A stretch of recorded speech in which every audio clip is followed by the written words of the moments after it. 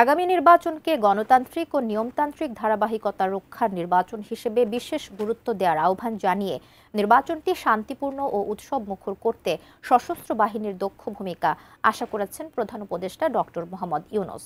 সশস্ত্র বাহিনী দিবসের বিকেলে সেনাকুঞ্জে সংবর্ধনায় এই আহ্বান জানান তিনি।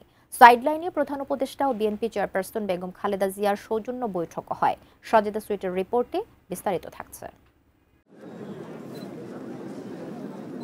সশস্ত্র বাহিনী দিবসের সংবর্ধনা অনুষ্ঠানে প্রধান উপদেষ্টা ডক্টর মোহাম্মদ ইউনূস ও সাবেক প্রধানমন্ত্রী খালেদা জিয়ার সৌজন্য বৈঠকটি ছিল অনুষ্ঠানের অন্যতম প্রধান আকর্ষণ।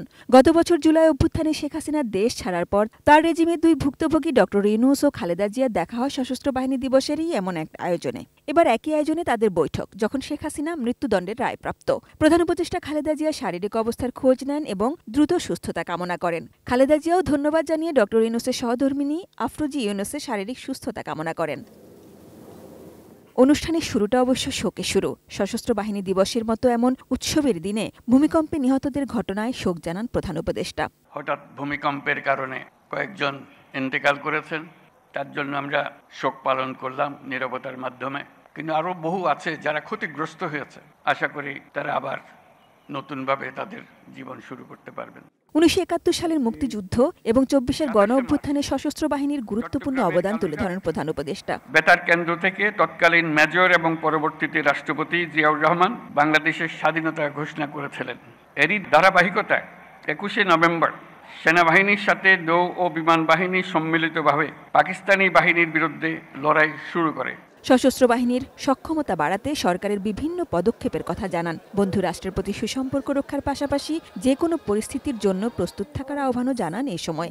বিজলি কেবলসের স্কিন কোটেড ইনসুলেশন আগুন প্রতিরোধী। বিজলি কেবলস, নিরাপদ আজীবন।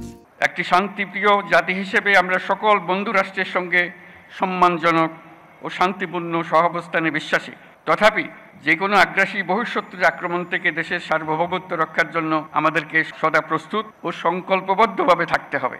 আগামী নির্বাচন কতটা গুরুত্বপূর্ণ সেটি জানিয়ে নির্বাচন শান্তিপূর্ণ করতে সশস্ত্র বাহিনীর ভূমিকা নিয়ে আসার কথাও জানান তিনি। বাংলাদেশের গণতান্ত্রিক উত্তরণে আসন্ন নির্বাচন একটি গুরুত্বপূর্ণ অধ্যায় হিসেবে বিবেচিত হবে।